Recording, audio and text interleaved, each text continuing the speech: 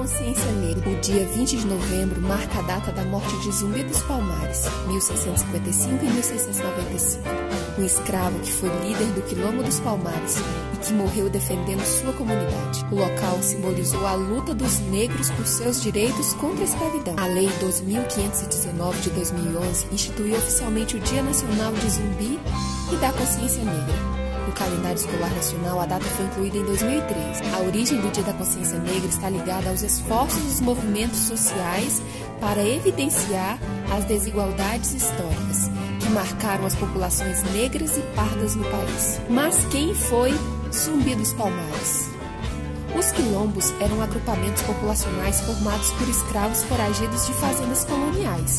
Nos quilombos, muitas vezes escondidos em meio à mata, os ex-escravos organizavam suas vidas para garantir sua subsistência e tinham liberdade para reproduzir livremente a cultura de seus ancestrais africanos, ao contrário de seguir preceitos da Igreja Católica.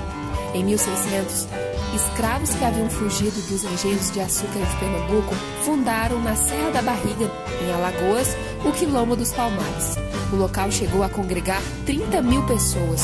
Em 1644, os holandeses falharam em sua tentativa de invadir o Quilombo. 10 anos depois, os holandeses foram expulsos da região pelos portugueses. Zumbi foi o último líder da República dos Palmares.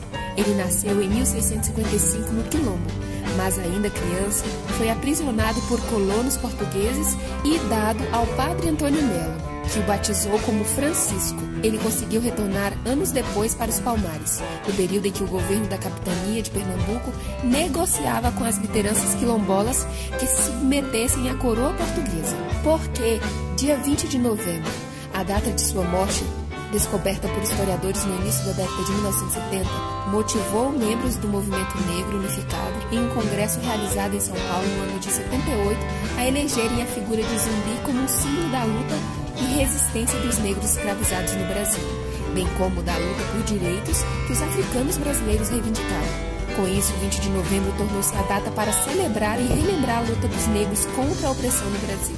Por essa razão, o 13 de maio, data em que a abolição da escravatura aconteceu, foi deixado de escanteio. O 13 de maio representa uma falsa liberdade, uma vez que após a Lei Áurea, os negros foram entregues à própria sorte e ficaram sem nenhum tipo de assistência do poder público. O que o Dia da Consciência Negra representa? Além das questões que envolvem Zumbi e o Quilombo dos Palmares, o Dia da Consciência Negra é uma data significativa, pois traz à luz questões importantes, como o racismo e a desigualdade da sociedade brasileira. É uma data que relembra a luta dos africanos escravizados no passado e que reforça a importância da realização de novas lutas para tornar a nossa sociedade mais justa. O Dia da Consciência Negra é importante para relembrarmos que a nossa sociedade foi construída por meio da escravidão. Por mais que melhorias e mudanças tenham acontecido, a falta de oportunidade para a população negra, o racismo presente nos detalhes do cotidiano e as tentativas de apagamento da cultura africana evidenciam que ainda temos um longo caminho a ser trilhado. É disso que se trata a consciência negra. Em inúmeras pesquisas no Brasil, o racismo é um problema. Veja esse levantamento realizado após as eleições de 2018. 4% dos políticos eleitos para o Legislativo autodeclaram-se negros. A pesquisa indicou que entre deputados distritais, estaduais, federais e senadores, somente 65 dos 1.626 eleitos declaram-se negros. Outros dados apontam que 56% da população autodeclara-se negra, pretos ou pardos. Mas entre os mais ricos, os negros representam somente 17,8%. Em contrapartida, os negros representam 75% dos mais pobres, além de corresponder à maioria dos presos no Brasil, 65%. Além disso, os negros são mais condenados que os brancos quando são processados por posse de drogas. Não só a justiça demonstra ser mais rigorosa contra os negros, mas a polícia também, uma vez que 76% dos mortos pela polícia são negros. Os preconceitos não param por aí. O racismo foi tão impregnado na cultura brasileira que até o vocabulário se manifesta.